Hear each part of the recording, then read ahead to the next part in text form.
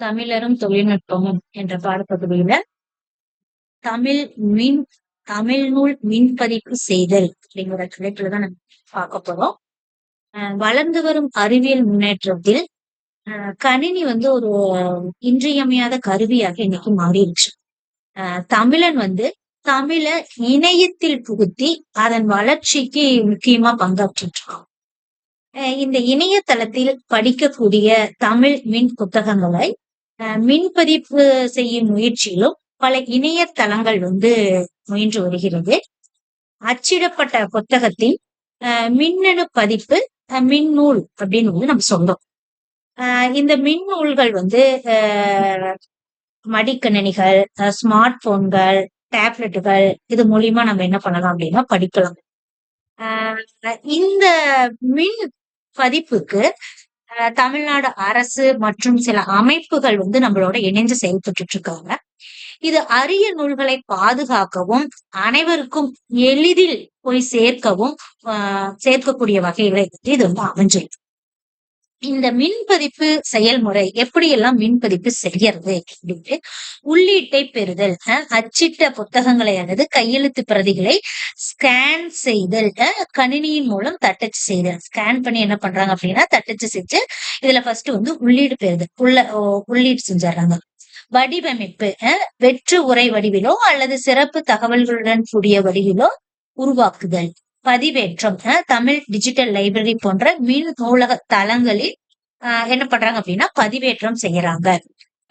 முக்கிய மின் நூலகங்கள் என்னென்ன முக்கிய மின் நூலகங்கள் இருக்கு அப்படின்னா தமிழ் இணைய கல்விக் கழக மின் நூலகம். இது என்ன பண்ணுது அப்படின்னா லட்சக்கணக்கான நூல்களையும் ஓலை சுவடிகள், ஆவணங்கள், அகராதிகள், இதழ்கள் இதெல்லாம் என்ன பண்ணிட்டு இருக்கு அப்படின்னா இந்த தமிழ் இணைய கல்விக் கழகத்தில் மின் நூலகங்கள் வந்து இருக்கு. அடுத்தது செம்மொழி தமிழ் மின் நூலகம். இந்த செம்மொழி தமிழ் மின் நூலகத்தினுடைய செயல்பாடுகள் தொல்காப்பியம், சங்க இலக்கியங்கள் போன்ற செம்மொழி நூல்களை வந்து இந்த செம்மொழி தமிழ் மின் நூலகத்தில் வந்து இடம்பெற்றிருக்கு. அடுத்தது இந்த மின் பதிப்பு செய்வதற்கு நம்மளுக்கு என்ன நன்மைகள் கிடைக்குது அப்படின்னா அணுக்கள் அப்படிங்கிறது இணைய வழியாக எங்கிருந்தாலும் நூல்களை படிக்கலாம். ஒரு இடத்துக்கு நம்ம புக்கை எடுத்துக்கிட்டு போகவோ இல்ல ஏதாச்சும் மெட்டீரியல் கொண்டு போகவோ எதுவும் தேவையில்லை. நம்ம கையில ஸ்மார்ட் போன் எல்லாத்து கையிலயும் இருக்கு. அதை நம்ம பயன்படுத்தி இணையத்தை பயன்படுத்தி இணைய வழியாகவே என்ன பண்ணலாம் அப்படின்னா எந்த நூல்களை வந்து எந்த இடத்துல இருந்தாலும் நம்ம வாசிச்சுக்கக்கூடிய வசதிகள் வந்து இது ஏற்படுத்தி தருகிறது. அடுத்தது பாதுகாப்பு. நம்ம வந்து இன்னைக்கு ஒரு புக்கு தொலைஞ்சிருச்சு, இங்க காணாத போயிருச்சு அப்படின்னு சொல்லிட்டு அது பாதுகாப்பா வைக்கணும் அப்படிங்கறதுல ஒன்ஸ் அதுல நம்ம பதிவேற்றம் செஞ்சுட்டோம் அப்படின்னா அது என்னைக்கும் நம்மளுக்கு வேண்டிய தகவல்களை அளிக்கக்கூடிய விதமாக தான் இது நம்மளுக்கு இருக்கு. அதனால நம்மளுக்கு முக்கிய பாதுகாப்பு இது இருக்கின்றது. அடுத்தது பகிர்வு. இது வந்து ஷேர் பண்ணிக்கலாம். நம்ம வந்து காசு செலவு பண்ணோம் அப்படின்லாம் இல்ல. ஒரு குறைஞ்ச செலவுல சீக்கிரமா என்ன பண்ணலாம் அப்படின்னா நம்ம ஒரு தகவல்களை பிறருக்கு பரிமாற்றம் செஞ்சுக்கலாம். அது வந்து பகிர்வு. அடுத்தது தேடல்.